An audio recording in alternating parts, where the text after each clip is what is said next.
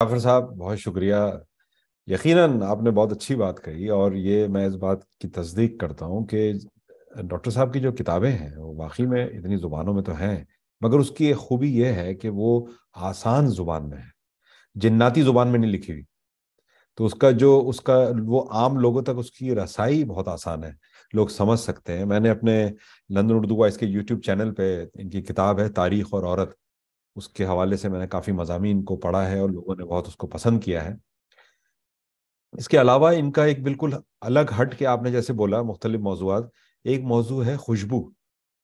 تو انہوں نے خوشبودار کلچر، خوشبو کے حوالے سے پوری ہسٹری لکھ دی ہے، اور کس طرح سے وہ ہماری زندگیوں میں خوشبوئیں داخل ہوئی ہیں، اور کس طرح سے اس نے مذاہب میں جا کے کس طرح سے اس نے لوگوں کو قائل کیا ہے، اور کیا اس کے امپیکٹ تھا. تو بہت بہت شکریہ ڈاکٹر مبارک علی صاحب. اب میں دعوت کلام دوں گا ہمارے سینئر ہربنس مکھیا صاحب کو. تو بہت طویل وقت لگے گا اس کو بیان کرنے میں. بہرحال میں اختصار میں اپنی رائے دوں گا، جس کا ذکر آپ دونوں حضرات کر چکے ہیں مجھ سے پہلے بھی، کہ میرا تعلق مجھے معلوم نہیں کتنا پرانا ہے، 30-40 سال پرانا تو ضرور رہا ہوگا ہی. اور یہ اتنا گہرا تعلق ہے کہ ہم لوگ ایک دوسرے کو بھائی کہتے ہیں، مبارک بھائی اور ہربنس بھائی، ہم لوگوں کو یہی لقب بن گیا ہے. تو ہم لوگ اسی رشتے میں ایک طرح سے جڑ گئے ہیں. اس ایک طرح سے دونوں ہی مورخ ہونے کی وجہ سے، دونوں ہی ہندوستان کے تاریخ عہد وسطیٰ کے، خاص طور پہ مغل تاریخ کے مورخ ہونے کی وجہ سے جڑ گئے. لیکن صرف وہ نہیں، ہم لوگ جڑ گئے ہیں اور بھی وجہوں سے. اس میں سیاسی وجہات بھی ہیں. تاریخ، اتہاس دراصل ایک سیاسی موضوع ہے. ایک طرح سے ہر موضوع سیاسی ہوتا ہے، اس میں سیاست ہوتی ہے. سیاست سے مراد یہ کہ اس کے سیاسی پہلو ہوتے ہیں، سماجی پہلو اور سیاسی پہلو ہوتے ہیں. جو بھی سماجی پہلو ہوتا ہے اس کا ایک سیاسی اس کا ایک ایسپیکٹ ہوتا ہے، مطلب اس کا سیاسی امپیکٹ ہوتا ہے، اس لیے اس کا ایسپیکٹ ہوتا ہے. بہرحال اتہاس تو، تاریخ تو خاص طور پر سماجی سیاسی، اس کا سیاست سے رابطہ اس لیے ہے کہ تاریخ سے ہم، اتہاس سے ہم ایک خاص طور پہ دو کاموں کے لیے اتہاس لازمی ہوتا ہے، ضروری ہوتا ہے. ایک تو یہ کہ دنیا یا سماج کیسے بدلتا ہے. سماج کے بدلنے کو سمجھنے میں اتہاس کا کام ہوتا ہے، تاریخ کا کام ہوتا ہے. یہ بڑا کام ہوتا ہے. اور اس کی وجہ سے کارل مارکس نے تو اسی سمجھ کے مطابق اتہاس کو بدلنے کے اصول سمجھنے کی کوشش کی، تاکہ سماج کو اپنے پلان کے مطابق بدلا جا سکے. تاریخ، سماج اپنے آپ میں اپنے ہی ڈائنامک سے بدلتا رہتا ہے، ہمیشہ ہی بدلتا ہے، لیکن اس کو ایک پلان طریقے سے بدلا جا سکے، یہ کارل مارکس نے کوشش کی تھی. تاریخ کے ڈائنامکس کو سمجھ کر کے بدلنے کی کوشش کی تھی، جو بہت زیادہ کامیاب نہیں ہوئی. بہرحال کوشش کی. تو ایک تو پہلو اتہاس کا یہی ہوتا ہے کہ دنیا کیسے بدلتی ہے، بدلاؤ کیسے آتا ہے. لیکن میرے خیال ہے اس سے زیادہ یہ اپنے آپ میں ایک سیاسی پہلو ہے، ظاہر ہے کہ دنیا کو کیسے بدلا جا سکتا ہے، کیسے بدلتی ہے، اس کو سمجھنے کے لیے. لیکن اس سے زیادہ، اور بھی زیادہ سیاسی پہلو اس کا یہ ہوتا ہے کہ جس کا ذکر آپ حضرات کر چکے ہیں، جعفر صاحب شاید، اور اس کے ہر رژیم اس میں سے تاریخ میں اپنی لیجیٹمیسی ڈھونڈتا ہے، اپنے آپ کو جسٹیفائی کرنے کے لیے لیجیٹمیسی تلاش کرتا ہے. اور وہ لیجیٹمیسی کو جتنی دور لے جا سکے تاریخ میں، اتنی بہتر لیجیٹمیسی ہوتی ہے. یورپ میں وہ لیجیٹمیسی انہوں نے اپنی ڈیموکریسی کی لیجیٹیمیسی انہوں نے گریس کی ڈیموکریسی سے جا کر کے تلاش کی. تو چونکہ گریس میں یہ ڈیموکریٹک انسٹیٹیوشنز بنے تھے، طریقے بنے تھے، اس لیے آج ہمیں یورپ کو انہی طریقوں کو لے کر کے پھر سے ریوائیو کرنا ہے. تو ایک طرح سے جس کو ڈیموکریسی کہتے ہیں، جس پہ شک کیا جا سکتا ہے، سوال کیا جا سکتا ہے، ہوتے ہی ہیں، لیکن ان کے لیے گریس کی تاریخ ایک سورس آف لیجیٹیمیسی بن جاتا ہے. ہمارے ہندوستان میں آج کل وہی لیجیٹیمیسی، آج کل نہیں پہلے بھی ہوا ہے، یہ لیجیٹیمیسی اینشنٹ انڈیا میں جا کر کے، ویدک کلچر میں جا کر کے اس کو تلاش کیا جا رہا ہے. تو ایک لیجیٹیمیسی رژیم کو ایک لیجیٹیمیسی تلاش کرنے کے لیے تاریخ کی ضرورت ہوتی ہے، تاریخ کا استعمال کرنے کی ضرورت ہوتی ہے. لیکن یہ اس کا ایک پہلو ہے. اس کے برعکس اس کا دوسرا پہلو بھی یہ ہے کہ جو رژیم کے مخالف ہوتے ہیں، جو اس کے پروٹیسٹ کرتے ہیں، جو اس کو بدلنا چاہتے ہیں، ان کو بھی تاریخ سے لیجیٹیمیسی ملتی ہے. اپنے کاز کے لیے، اپنے ایجیٹیشن کے لیے، اپنے کاز کے لیے ان کو بھی تاریخ سے لیجیٹیمیسی ان کو بھی ملتی ہے. تو تاریخ دونوں کو لیجیٹیمیسی دیتا ہے. یہ اس پر ڈیپینڈ کرتا ہے کہ کس کے پاس زیادہ طاقت ہوتی ہے اس لیجیٹیمیسی کو حاصل کرنے کی.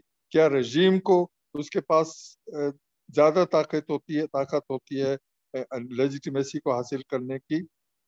جیسے برٹش حکومت نے، ہندوستان کے برٹش حکومت نے، کالونیل حکومت نے یہ لیجیٹیمیسی حاصل اس طرح سے کی کہ جیسے جیمز مل نے ہمیں بتایا کہ 1817-18 میں کہ ہندوستان کے انگریزوں سے آنے سے پہلے کے ہندوستان میں تو صرف مذہبی ایک ہی ذریعہ تھا زندگی کا، اور ریاست کا بھی ایک ہی ذریعہ تھا، ریاست کا بھی ایک ہی انسپریشن تھا، مذہب. انگریزوں نے جو کہ ہندوستان کو بالکل پچھا، صرف ہندوستان کو نہیں، ساری اورینٹ کو، سارے ایسٹرن رژیم کو، لیکن ہندوستان خاص طور پہ پچھڑا بنا کر کے رکھا ہوا، کیونکہ اس میں ماڈرنٹی کا کوئی عناصر نہیں تھے.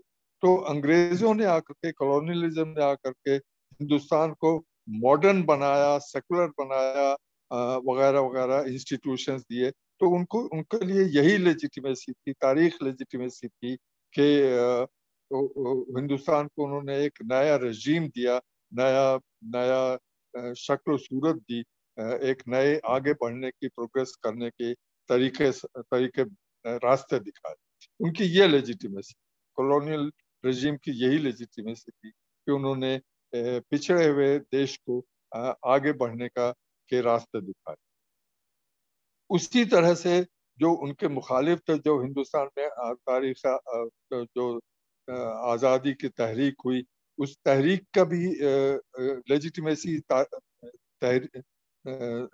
تاریخ سے ہی ملی کہ کیسے تاریخ، ان مورخوں نے بتایا کہ انگریزی حکومت نے کیسے بہت امیر ہندوستان کو، جو 18ویں صدی کے شروع میں جس کے پاس دنیا کا 1/4 ویلتھ تھی، جو 1/4 ویلتھ پر قبضہ تھا ہندوستان کا، اور 1/4 پر چین کا قبضہ تھا، یا اس پر اختیار تھا.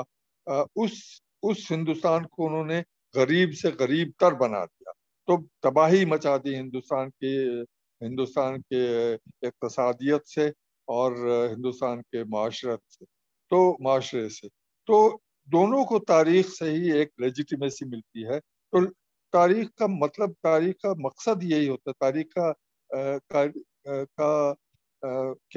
کا اپنا کام ہی یہی ہوتا ہے کہ اس سے لیجیٹیمیسی مل سکے رژیم کو، اور رژیم کے مخالفوں کو لیجیٹیمیسی مل سکے. تو یہ شروع سے چلتا آ رہا ہے، آج کی بات نہیں ہے، یہ شروع سے چلتا آ رہا ہے. دونوں طرف سے تاریخ کا تعریف کو سورس آف لیجیٹیمیسی بنایا جاتا ہے، جو آج بہت زیادہ زور پکڑ رہا ہے، نہ صرف پاکستان اور ہندوستان میں بلکہ ساری دنیا میں پکڑ رہا ہے۔ سوویت یونین نے یہی کیا تھا، بہت ہی گھٹیا قسم کے مارکسسٹ ہسٹریز تیار کر کے مارکسزم کے مطابق، مارکسزم کے اصولوں کے مطابق وہ بہت ہی گھٹیا قسم کے مارکسسٹ ہسٹری تھی، لیکن انہوں نے اسی کو اپنا سورس آف لیجیٹمیسی بنایا۔ آج چین بھی وہی کر رہا ہے۔ تو یہ رژیم ہمیشہ سے ہی کرتے ہیں، ہمارا یہ کام ہے کہ اس رژیم کی لیجیٹمیسی کو کا مقابلہ کریں، اس پر سوال اٹھائیں، اس کا ایک آلٹرنیٹیو ہم لوگ تیار کریں، اور یہ آلٹرنیٹیو تیار مبارک بھائی کرتے آئے ہیں پاکستان میں، اور جس کا کہ اثر صرف پاکستان میں نہیں سارے بر صغیر میں پڑا ہے۔ یہ لیجیٹیمیسی، اس لیجیٹیمیسی کو اس طرح سے چیلنج کیا ہے مبارک بھائی نے کہ جس کو پیپلز ہسٹری کہا گیا ابھی، پیپلز ہسٹری لوگوں کی روزمرہ بادشاہوں کی جنگ اور لڑائیاں اور ایک دوسرے کو قتل اور ایڈمنسٹریشن، اس کے علاوہ جو روزمرہ کی زندگی ہے، لوگوں کی، عوام کی روزمرہ کی زندگی ہے، ان کے کھانے پینے کی زندگی، ان کی بات چیت کرنے کی زندگی، ان کے آداب کی زندگی کی تاریخ، روزمرہ کی زندگی کی تاریخ، ان سب پر انہوں نے دھیان کھینچ کر کے ایک طرح سے اس کی لیجیٹمیسی، اپنی ریاست کی لیجیٹمیسی کو وہ چیلنج کر رہے ہیں، احتجاج کر رہے ہیں، چیلنج کر رہے ہیں کہ وہی ایک تاریخ نہیں ہے، تاریخ یہ بھی ہے اور یہ اس سے زیادہ ہے۔ تو بہت بہت اہم کام ہے مبارک بھائی کا، جس سے میں خوش قسمتی ہے میری کہ میں اس سے واقف ہوں۔ ایک بہت بڑا اعزاز مبارک بھائی نے مجھے دیا بھی ہے، ایک اپنی کتاب کا انتخاب کر کے، میرے نام سے انتخاب کر کے، ڈیڈیکیٹ کر کے، جس کا میں بے حد شکر گزار ہوں۔ تو مبارک بھائی سے میں بہت متاثر ہوں، ان کی کتابیں پڑھتا رہتا ہوں، ان کے مضامین، اور یہ کہ وہ عوام میں جا کر کے، تقریریں کر کر کے، ریڈیو پر جا کر کے، اخباروں میں لکھ کر کے، عام فہم زبان میں اپنی تقریریں، اپنے تصانیف اور اپنی تقریریں کر کے، یہ بے حد اہم کام ہے، جو کہ ہم لوگ ہندوستان میں یہ مورخ اتنے کامیاب نہیں ہو سکے یہاں تک عوام تک پہنچنے میں، جتنے کہ مبارک بھائی کامیاب ہوئے ہیں اپنے ملک میں۔ بہت اچھی بات ہے، کیا بات ہے، بہت بہت شکریہ ارپن صاحب آپ۔ میں چلتے چلتے ایک اور بات کہنا چاہوں گا مبارک بھائی کے کی ذات کے بارے میں، کہ مبارک بھائی نے جس طرح سے ایک طرح سے احتجاج کی تاریخ لکھی ہے، وہ احتجاج کی زندگی، ان کی پرسنل لائف بھی ویسی ہے، میں نے دیکھی ہے۔ ان کے گھر پہ میں گیا ہوں، ان کے گھر میں جو حالات، جو ماحول میں نے دیکھا، اور پھر سب سے بڑی بات تو سب سے زیادہ متاثر میں ہوا کہ مبارک بھائی نے فیصلہ کیا، اتنا بڑا فیصلہ کیا کہ اپنی بیٹی کو، عطیہ کو، انہوں نے ہندوستان میں بھیجا، جواہر لال نہرو یونیورسٹی میں، میری یونیورسٹی میں بھیجا تاریخ پڑھنے کے۔ تاریخ ہندوستان میں کسی پاکستانی اسٹوڈنٹ کا آنا، چاہے وہ کیمسٹری یا فزکس یا میتھمیٹکس پڑھنے کا ہے، وہ اپنے آپ میں بڑی بات ہے، لیکن تاریخ تو سب سے بڑا ایک طرح سے چیلنج ہے، کیونکہ تاریخ ہی بنیاد ہے قیام، پاکستان کے قیام ہونے کا بنیاد ہی تاریخ کا ایک رخ ہے۔ تو اس تاریخ کے بالکل برعکس جو سمجھا جاتا ہے، اس کے برعکس ہندوستان میں جو تاریخ پڑھائی گئی، ماڈرن انڈیا کی تاریخ، وہ پڑھنے کے لیے انہوں نے اپنی بیٹی کو یہاں بھیجا جے این یو میں۔ یہاں سے ان کے بیٹی نے ایم اے کیا اور ایم فل کیا، اور پھر وہ شکاگو چلی گئی۔ اس کے بعد بدقسمتی سے اس نے اس کو آگے نہیں بڑھایا زیادہ نہیں ریسرچ زبردست، وغیرہ نہیں کی. کیا بات ہے. لیکن یہ اپنے آپ میں بہت بڑی بات ہے جی ہاں. کہ جو جو اصول، جن اصولوں کی وہ، یہ صرف ایکڈیمک پرنسپلس نہیں تھے ان کے سیکولرزم صرف ایکڈیمک پرنسپل نہیں تھے. سیکولرزم ان کی لائف میں اور احتجاج ان کی لائف میں بھی اس کو انہوں نے اس اصول پر کھڑے رہے اپنی زندگی. تو یہ ایک بہت بڑی بات ہے جس کا میں بہت بڑا مداح ہوں. ایک بار مبارک بھائی اپنی بیٹی عطیہ کے ساتھ میرے گھر آئے. کئی بار آئے، ایک بار میرے خیال آخری بار آئے، اور آ کر کے میں ان کی بیٹی نے کہا کہ میں شادی کر رہی ہوں، عطیہ نہیں. تو میں نے کہا بہت بہت مبارک. کس سے شادی کر رہی ہو؟ کہ ایک سکھ لڑکا ہے اس سے شادی کر رہی ہوں. تو میں حیران ہوا. تو میں نے پھر بھی تصدیق کی کہ کیا ٹربن ویئرنگ سکھ ہے یا بال کٹا سکھ ہے؟ تو اس نے کہا نہیں، ٹربن ویئرنگ سکھ ہے. وہ ٹربن پگڑی پہنتا. اب اس نے پگڑی پہننے چھوڑ دیا شاید جب شادی ہوئی تھی اس کے بعد، لیکن اس وقت تک پگڑی پہنتا تھا. تو یہ دیکھیے آپ، مبارک بھائی اپنی بیٹی کو لا کر کے، مسلم فیملی ہے، کٹر نہیں لیکن ہے تو مسلم فیملی، اپنی بیٹی کو لا کر کے مجھے بتا رہے ہیں، اور وہ اس کی شادی میں گئے، وہاں پر شادی اٹینڈ کی. تو یہ جس کا میں ذکر کر رہا ہوں کہ یہ سیکولرزم ایک پرنسپل نہیں ہے ان کے لیے، سیکولرزم ایک ایکڈیمک ویلیو نہیں ہے. سیکولرزم ان کے زندگی کے زندہ رہنے کا اصول ہے. اپنی روزانہ زندگی، روزمرہ کی زندگی، اور روزمرہ سے زیادہ، روزمرہ سے بعید اپنی پوری زندگی کا اصول ہے جس پر وہ قائم رہے ہیں. یہ بہت بڑی بات ہے. بہت بہت شکریہ، میں نے بہت شکریہ. ایک بار ہوا یہ کہ میں ایک سیمینار میں کسی میں بیٹھا ہوا تھا، تو کوئی تقریر ہو رہی تھی سیمینار میں. تو وہ میں نے ایک وہ کاغذ لے کر کے کچھ لکھنا شروع کیا.